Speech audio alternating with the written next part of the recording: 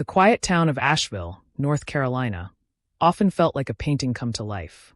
With its mountain backdrop, streets lined with cozy coffee shops, and a community where neighbors still waved when passing by, it was the kind of place where people came to find peace. For Emily Parker, a 32-year-old single mother, Asheville wasn't just her hometown. It was her sanctuary. She had returned here 5 years ago after life in Atlanta became too complicated. Emily lived in a small 2-story house on a tree-lined street with her twin children, Lily and Ethan, who were now 6 years old. Her life revolved around them. Mornings were filled with packing school lunches, tying shoelaces, and calming their endless curiosity.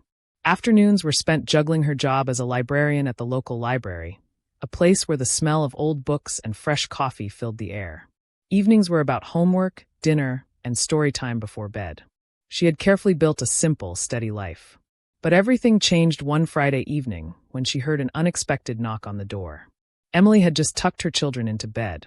Lily had insisted on hearing Goodnight Moon for the 5th time, and Ethan had begged for a story about superheroes. After finally kissing them goodnight, Emily poured herself a cup of tea and sat on the couch. That's when the knock came. It wasn't the usual soft tap of her neighbor dropping off cookies or the friendly ring of the mailman. It was firm, hesitant but deliberate. She froze for a second, her teacup halfway to her lips. Nobody came to her house unannounced. She placed the cup down, walked to the door, and opened it. Standing on her porch was a tall man with dark brown hair, tired blue eyes, and a suitcase in his hand. He looked as though he had traveled far, with dust on his shoes and a weariness in his stance. "Emily Parker?" he asked, his voice low but steady. "Yes," Emily replied cautiously, gripping the door. "Can I help you?"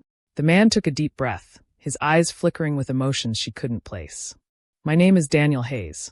I think I'm the father of your children." Emily's world tilted. For a moment, she thought she hadn't heard him correctly. Her heart pounded in her chest. "What did you just say?" she whispered. Daniel's gaze softened, though it carried years of pain. "Lily and Ethan. They're mine. I'm their dad." The words hit Emily like a storm. Her first instinct was to slam the door. But something in his eyes stopped her. She stepped outside, closing the door slightly behind her so the children wouldn't wake up. "This is insane. You can't just show up here saying something like that." "I wouldn't be here if I wasn't sure," Daniel said firmly. "I've been searching for them, for years." Emily's hands trembled. Memories she had buried long ago rushed back. 7 years ago, before moving back to Asheville, she had met Daniel in Atlanta. They were young, both chasing dreams. Emily had been finishing her graduate degree in library sciences, while Daniel was a journalist, constantly traveling for assignments. Their romance had been brief, but intense. She remembered the night he left for what was supposed to be a 6-month assignment overseas. She had written him letters, but none were returned. Phone calls went unanswered. Eventually, she had convinced herself he had moved on. She never told him about the pregnancy. And now, here he was. "Daniel," Emily's voice cracked. "You disappeared. I tried reaching out. I never heard back." He shook his head, anguish flashing in his eyes. "I never got your letters, Emily. I was in a remote region, and when I came back, I had been injured.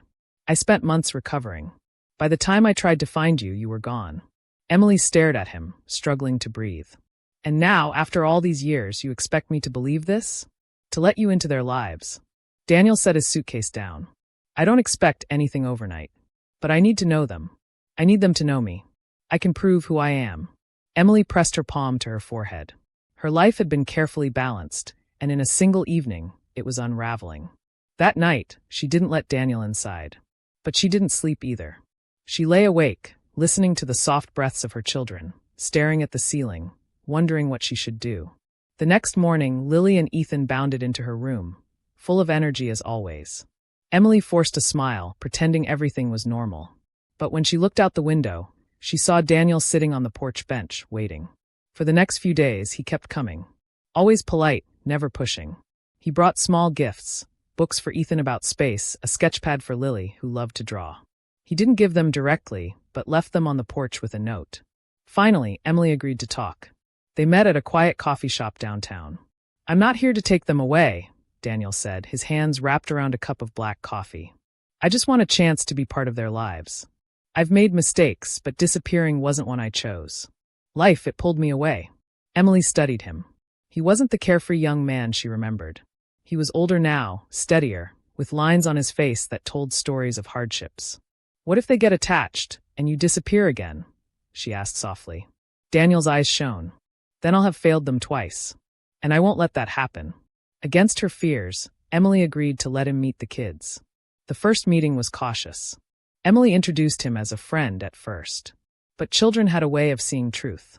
Ethan immediately asked, "Why do your eyes look like mine?" Daniel laughed nervously, tears welling up. Lily, quieter, observed him with curiosity before shyly showing him her drawings. As weeks passed, Daniel became a presence. He picked them up from school sometimes, joined family dinners, and even helped Ethan build a rocket model for science class. Slowly, the children bonded with him, though Emily kept her guard up. But the town had whispers. Some neighbors questioned who Daniel was. Emily's friend Sarah, who worked with her at the library, was protective. "Are you sure about this, Emily? He shows up out of nowhere and suddenly wants to play dad." Emily had doubts herself. Trust wasn't something she gave easily. Yet, every time she saw Daniel with the kids, reading bedtime stories, laughing at their jokes, she felt a tug in her heart. One evening, after tucking the kids in, Emily found Daniel sitting in the backyard, staring at the stars. She joined him. "They deserve the truth," he said quietly. "I want to tell them who I am." Emily hesitated, but she knew he was right. The next day, they sat the twins down. Daniel's voice shook as he explained. "I'm not just a friend. I'm your dad." Silence hung in the room. Ethan blinked, then whispered, "You mean you're my real dad?" Daniel nodded, tears streaming down his face. "Yes. I've always loved you, even before I knew you existed."